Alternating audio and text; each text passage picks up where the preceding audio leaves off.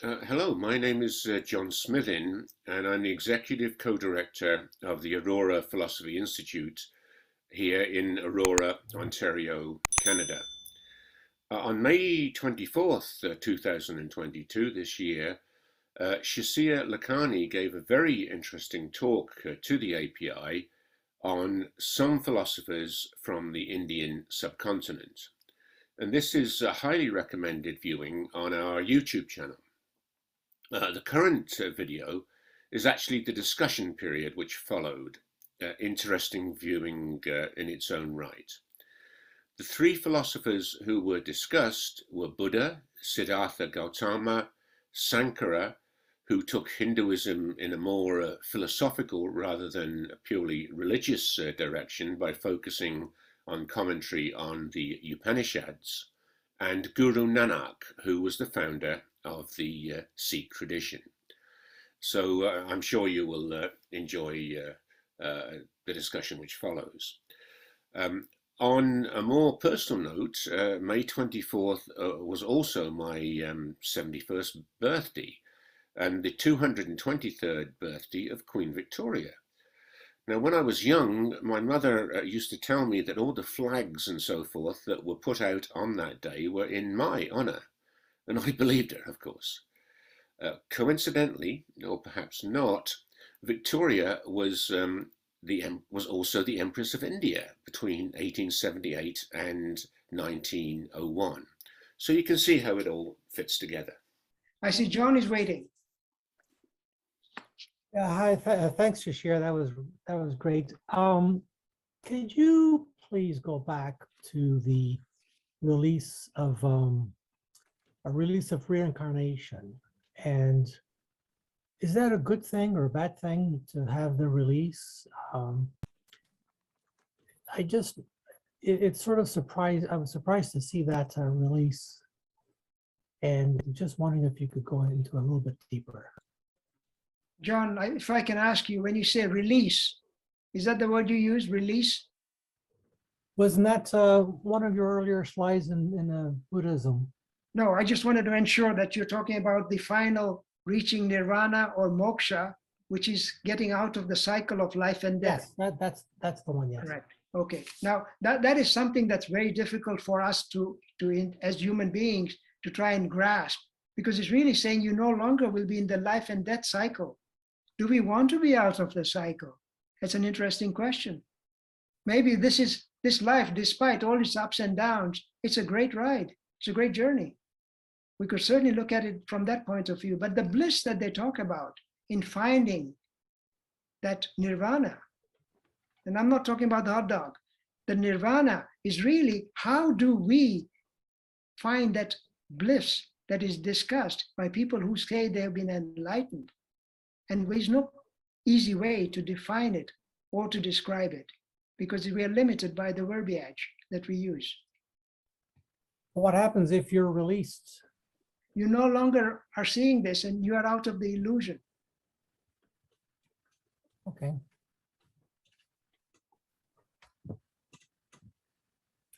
It's a very difficult concept, John. I don't get me wrong. I haven't grasped it. I'm far from it. But this is what I'm understanding. Thank you for explanation. That was good. Thank you. Thank you, John. Tori. Shishir, wonderful exposition. I mean, it's like a encyclopedia and wonderful presentation. I'm wondering what your thoughts are about comparing and contrasting some of the metaphysical and religious and philosophical themes that you've pointed out along the way regarding the Hindu, Buddhist, Sikh tradition, comparing and contrasting those sort of some of those philosophic themes and religious themes with Western, the two Western traditions of, let's say, Judeo-Christian, Muslim monotheism, and on the other hand, Greek mythological polytheism. Those two strands, the Hellenic tradition of Greek and the Judeo-Christian Hebrew, Christian tradition. One of the things, and this kind of gets back to John's question, which after I understood what he was pointing out and distinguishing, sort of this, you might call it a hedonistic, the hedonism across all of those traditions, and the relationship with one's body and taking care of one's body, including the pleasures of life and eudaimonia and what is it, flourishing of human life. That's about embodiment. And I think to John's question, I've just lost the full screen here, but about the sort of the perfectionist view versus nothingness, I think is a difference around embodiment, and how to live, how to exist and be with embodiment. And one of the attractions, but also one of the leads to an ascetic lifestyle, is the desire to transcend this physical dimension, this body. That's a very strong tradition in the Hindu, Buddhist, Sikh. Well, not so much the Sikh, as you pointed out. Maybe there's more practical and pragmatic. Buddhist as well, but there's a Buddhist strain that's very much to be ascetic and be very reduce sensation and get out of the body.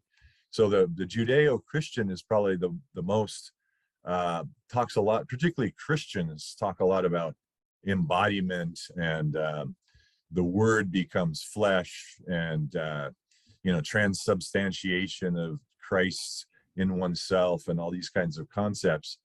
But also the Greeks, well, let me just cut to the chase. Of one of my favorite Hindu philosophers of recent times was known variably by Bhagwan Rajneesh or Osho, who had this vision to his students that you want to combine the best of the West with the Greeks, and the best of sort of the enlightenment of the Hindu Buddhist traditions, especially with Buddha.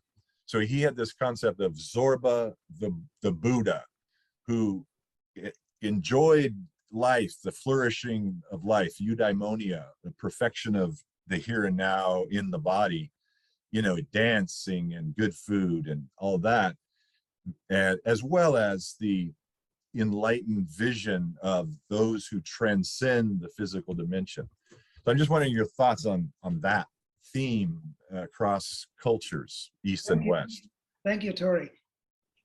What I'm gathering from your question was a couple of things. Number one, the living body, and how do we relate to a living body, considering the fact that the Western philosophy, the Judeo-Christian, Islamic traditions do always go into the body. So this is an interesting question, because same question was asked in Bhagavad-Gita by Arjuna, who is the warrior. And he throws his bow and arrow down and he says to Krishna, so how can this be? How can it be that I have to actually fight and kill and justify it to you, Lord? How do I do that and still feel that I am doing good and I'm doing good karma? Because remember, there's dharma, which is doing the right thing, and karma, what you do, you pay for. Just if I do that, if you tell me this is dharma, this is the right thing to do, the body has to be killed because they're evil and they're doing injustice. Or if I was to kill them, am I not affecting my karma? Because how will I be now hereafter? So this is the moment when Bhagavad Gita is revealed to Arjuna, and he answers it this way. He says, life as you see it, you have to live it, and you have to do what is right for you. And if people are evil, you have to fight the just war. But I want you to realize that this war that you are fighting is an illusion. It is not there. What you see is not there. And he reveals the Upanishads at that time. to Arjuna and says, do your duty and fight the war, embody. And he then shows him the chariot and he says, you see those 5 horses? He says, yeah, those are your senses. Okay, those are the 5 senses. And you see the chariot behind it? He says, yes, that is your body. So if you don't control that body, and if you don't ride this and control that body and your senses and do the right thing, you've got to look after your chariot. You've got to survive. You've got to do what is right in the living world because you are presently in this living world. You have identified with your individual character. Once you realize that your character is the same as everybody else, you're not killing anybody. It's a delusion. It's a delusion. So this is a very interesting way of answering a very difficult question. But that's how Krishna did that. Well, the Bhagavad-Gita seems like a extremely pragmatic manual for living in this world. Yes. Yes. Thank you. Thanks for a great question, sir, Tori. I see David waiting.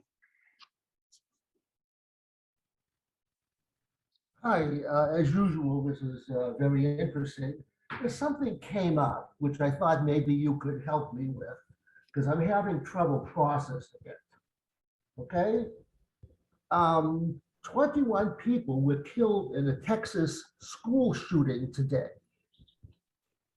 The pupils were the 2nd, 3rd, and 4th grade, meaning age 7 to 10. Is that good? Did they learn something from this? Is it an illusion that the person who pulled the trigger was a chariot and didn't know what he or she was doing? Will these children recycle back in a better place because they were slaughtered today? What will happen to the shooter? What happens to the parents of all these children?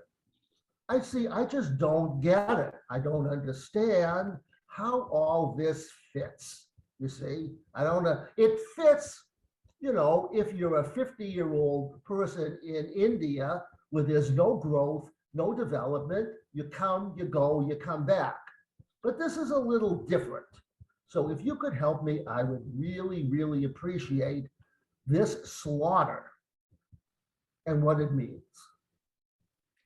David, I feel for you and I feel for the kids, and I really am totally with you in terms of how can such injustice be allowed to prevail? No way can we justify death of children. No way can we justify killing of anybody in the world that we live. And this is why I do say that is very much part and parcel of these traditions to maintain justice in the living world that we live in. There is the fact that we may recirculate does not condone killing, certainly not. It says once and for all, do what is right and live in the world and ensure that justice is always dealt with. The shooter is obviously mentally ill. If you have no control over your emotions, if your chemistry is all screwed up, what responsibility do you have in those situations? We're getting into a discussion about, you know, social problems and how loneliness, depression, reactions of this nature occur in all societies. And this is a part of things about how we have come up as a society where we do not pay heed to others' existence. And some of this being able to be available to our fellow beings is such an important thing. The loneliness that's driven, and it was really exasperated by COVID, where people were separated from each other. And when you take human beings away from another human being, they say the worst punishment that is dished out in our prison system is solitary confinement. Isolate a human being until they no longer can relate to other beings and have any compassion for them. So this is really nothing to do with Hinduism, but it's certainly part and parcel of all ways and traditions where we need to be very fair and feel empathy for others' existence. Understand how they recycle. I don't get it. The shooter, who's obviously mentally ill and has a chemical imbalance, what do the gods do with someone like that? Do they fix their chemical imbalance the next time?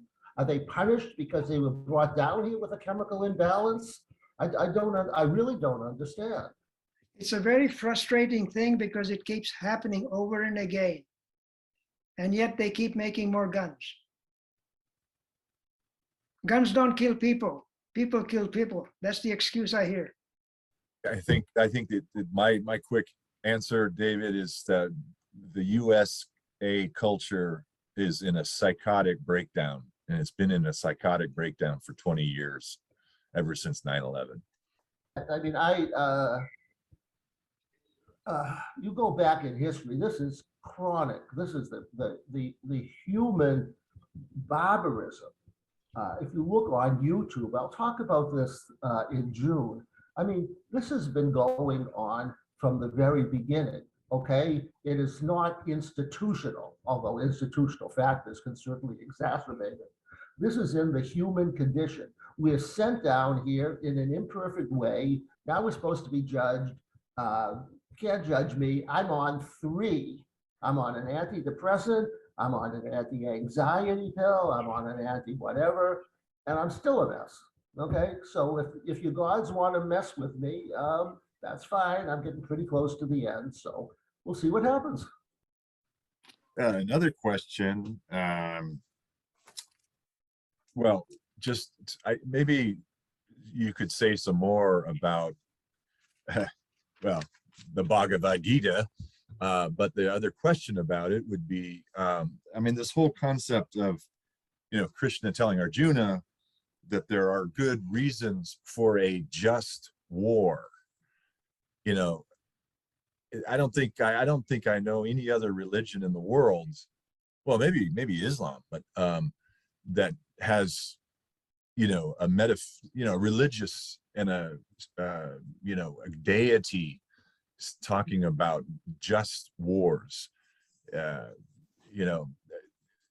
Certainly that's this worldly type of religion than the monastic, transcendent ascetic lifestyle kind of religion. So again, it's embodiment in this physical dimension with, rampant social conflict going on. You can still participate in that conflict and still be connected with God.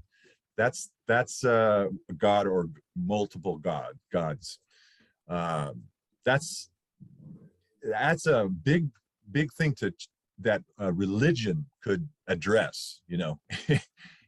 That sort of boggles my mind that a religion can still come up with reasons for just wars, social human wars. I'll tell you a story, Tori. When I was a young boy, my grandfather used to read to us the Mahabharata. Yeah. And when you read that and you understand the storylines, it's no different from the Game of Thrones. It is so many convoluted schemes and ways of people trying to outdo each other as kingdoms went, and how they would, with the help of Krishna, trick their opponents into believing that their son just died, and the guy drops his weapons and then kill him. This is talk about pragmatism taken to the next level. That's right. But this is exactly opposite of the other text, which is the Ramayana, which says, always do right no matter what. It says, even if you get killed, do right. So this is a religion that gives you both aspects. There's never a right and a wrong. I'm not an absolutist, and I think this is a great way to show you that there is always a gray area in everything we do in our living world. One more thing I'd like to add about that too is, and you're reminding me that even Krishna as a deity in the larger cosmology of Hinduism is a mixed he has sort of mixed virtue, you might, at least from a Christian standpoint, and even in fact some Christian interpretations of Krishna is that Krishna is more like Satan than he is like, you know, a god, you know. But that's, you know, that's a whole other kind of thing. So, but for Krishna as the deity, representing the deity, speaking to Arjuna, is itself kind of a fun twist on the relativism of righteous behavior, you might call it. And this is the whole thing. When we start defining rights from wrongs will change in time. Yeah. It was okay to have a slave. It was okay to kick your wife around. It's no Right. longer the case. Rights and wrongs have changed, and so have values, and so have the way of societies. So we got to be understanding of the fact that this is something always in flux. And Hinduism has been basically a composition of being written, rewritten, changed, added to, and you can still go to Upanishads and still see changes coming into it from the present gurus. You mentioned Osho. You mentioned Osho, and Osho has, of course, got a lot of controversy around him. As you like to that's know, right. With how many, 23 Rolls Royces or something? That's correct. And Yeah, there's, yeah. I'm very, and then there's this other recent teacher, Sadhguru. I don't know what his given name was, but I like him a lot. He's doing a lot of environmental action. Yeah, but see, these guys now take the old ideas and modernize them and utilize them towards today's society. Henry's waiting in line, Tori, so I'll just move to Henry next. Henry, good to see you, my friend.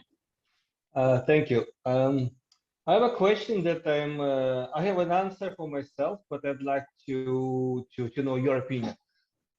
Basically, monotheism to me is a total nonsense, but different thing, the Hinduism approach to the omnipresent, omniscient, the omnipowerful deity, which has multiple way of communicating with the human world, is multiple gods. Let's put it like that, simply. Rama, Krishna, Vishnu, and etc., etc. Is it the way of Hinduism to approach the way to understand the influence of what we cannot comprehend by the human mind? Or is it the same approach as Christians and Muslims and others use, just to simplify things? So if I understand you right, Henry, you're asking me about the polytheistic background of the storylines and the mythologies, and how does that relate to the philosophical side? Is that the question? It's almost correct. I need to understand, if you compare, for example, Hindus and Christians, Christians believe in God Almighty, the only entity, while Hindus believe in the universe represented by multiple forces, and Hinduism divides these forces and give them the names and allocate certain functions. And I'm just trying to understand the approach of Hinduism to this aspect. Yes. Okay, so let's try and break that down into two questions. Number one, many gods, many qualities, and how does that relate to the omnipresent, omnipotent? Well, realistically, Hindus do not say that there is a personal God. The philosophy says each and every one of us has the potential to be the ultimate. That being the case, you can give Henry and make a statue out of Henry and pray to that if you wanted to. Because now you say he is the God of whatever quality that you define it as. This is why Hinduism also has a lot of female deities that they pray to, including Kali. You must have heard of Kali, the one who can destroy. So those are different things. And I mentioned to John the other day, you know, the Jewish term Shiva, after you die, they hold Shiva. Well, Hindus, the third god of the creator, the sustainer, and the destroyer. The destroyer is Shiva. Mm-hmm. So you start seeing the connections between how perhaps there was a lot of interactions with the rest of the world, but the words are still very much so. And when Shiva is also called Shankara, and the name of the second person I spoke to was Shankracharya, a teacher of Shiva. That's what Shankracharya means when you break it down. So it just gives you an indication of God's as multiple people is not non-existent in Hinduism, because there is no one all-powerful God unless you look in the mirror. So basically, as far as I understand, humanity, well, human beings apply the human concept to this entity, which is impossible to conceive. Yes. We humanize Okay. our gods. We I humanize think God was exactly. made in the image of the man, as opposed to the other way around. Oh yeah, that's yeah. And does it interrelate to the Egyptian mythology? They have similar approach. Egyptian, I'm not too familiar with, but I'm sure the storylines are very, very similar. The Greek ones, I have found them parallel, almost parallel. If you're done, Henry, I'd go to Ignacio. Yeah. I don't know much about the subject. I learned quite a bit, but one thing that I do really follow or believe in, if you want to say, is karma. To me, karma is probably the most important, whatever you want to call it, philosophy, whatever there is, because to me, I believe, this is my personal philosophy on karma, is that every action that you do is remembered by another human being on this planet. And if it's a kind one, they will remember it, maybe not vocally, but they will remember it subliminally. And that always has an effect. In other words, one of my favorite saying is, action speaks louder than words. In other words, shut up, okay, and just show people what you think is right. So what I'm leading up to is, I study history and I see how humans have acted over time. And one of the amazing things is about religion is that my religion is better than yours. Now, without taking into the feeling of how that person feels, for instance, like, okay, I believe in this and I think this is right because to me it makes sense and it's justice. Whereas I could be talking to a Russian person and he says, no, democracy, no. I think communism is better system than your system. So who's to say who's right? Well, I've always believed that whatever you're happy with is what's right for you. And that's one of the things I got out of this whole, I guess, with Hinduism and trying to decipher, because it's quite a lot for me to take in, and you've made a nice presentation. So it's basically, I hate the fact that over history, there has been so much violence on basically acceptance of the hardest thing for you to do as a person, individual, is accept people for who they are and their beliefs. And hey, maybe, just accept it. Just because it's different from you doesn't mean he's wrong. And that's just what I kind of reminded me, this presentation of yours. So that's all I wanted to say. Thank you, Okay. Ignacio. Those are profound words you used. And we live in a world where us and them has become so big and pronounced these days that it's such a shame that we had come so far in such a short period of time, and we can take steps backwards so quickly. So I mean, it's a darn shame. we can see through a telescope to the end of the universe. Come on. Yeah, Anyway, I agree. And thank you. again, I also want to say, reap what you sow. Yes. You sow what you reap, right? Or whatever. It's Yeah. important. Yeah. Mr. Smithen,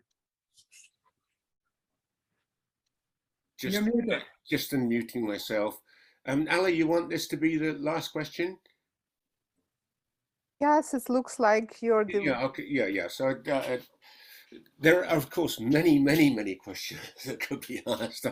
I could have a whole list of them, but we'll sort of deal with that in the future. What I thought perhaps would be sensible just at the end is to go back to the issue very important issue that Dave raised. About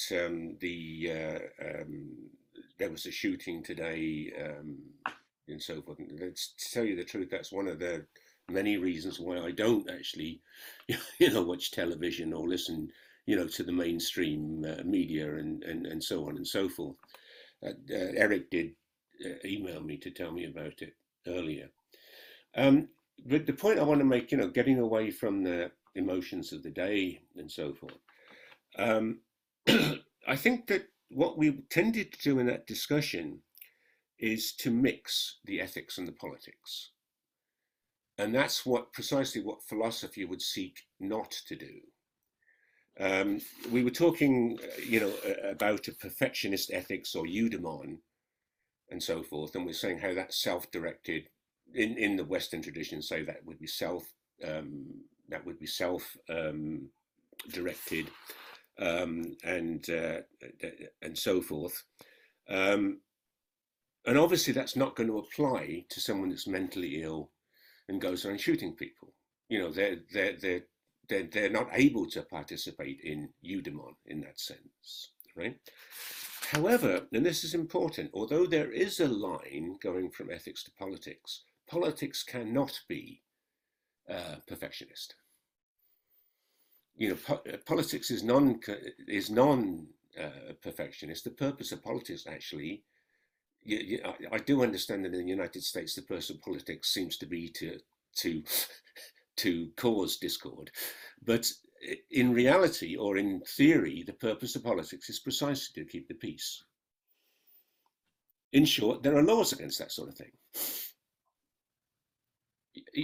To prevent that sort of thing happening. And to some extent, I think that the question of whether that mentally ill person is responsible, not responsible, et cetera, again, is mixing the ethical eudaimon aspect with the political aspect. Bottom line is, it shouldn't happen. Well, and you take out that person, so whether or not that person is responsible or not seems to me to be an irrelevant question. It just simply shouldn't happen, and you need to take out that person, from the society in one way or the other. And what I can relate to what you're saying in terms of politics not necessarily being very ethical, and Yeah. there's a very good reason in the way that the politics is set up in Yes. our democratic world, whereby to get elected, you need the votes, and to get the votes, you need money. And if you need the money, Yeah. you need some favors. And if you need favors, you're just in a downward spiral.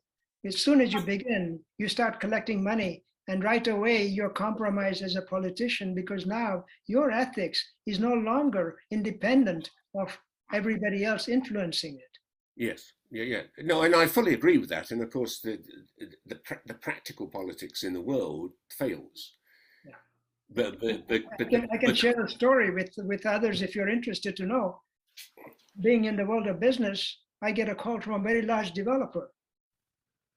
And he says, I need you to make a donation to this politician. Yeah, you told me this, yeah. And I said, excuse me, you want me to do what? I would like you to donate so many $1,000s to this politician. Okay. Don't worry, I'll cover you. I'll put it on your contract. Tell me, hey, am I pragmatic? Do I want to lose this account that took me years to cultivate and bring on board? Or shall I write that check and that money will be returned to me via my contract amount? This is how politics operates. And if this is how it operates, it really seduces individuals in that world to be at the mercy of the people of power, whether it's religion, whether it's business, whether it's the military, but these are the components that control power in the world of politics. And yet we know this is the best there is, as so said Churchill. Yeah, thanks, Shishir. I think Henry's got one more question before we finish. Sure. Yes, just came to my mind. What's the relationship between Hinduism and then the concept of karma, which is basically it's related to the cause and effect? and the determinism, or even fatalism, practiced by Stoicism? So I'm That's curious. such a great question because, you know, Henry, if you go to India and you meet some of the poor people and you tell them, why don't you get on with this? And maybe you can do this and you can achieve this. And it used to be, the answer would be, it's in my karma, fatalistic, because now it's been ingrained since the day you were born that your karma made you born in a lower caste.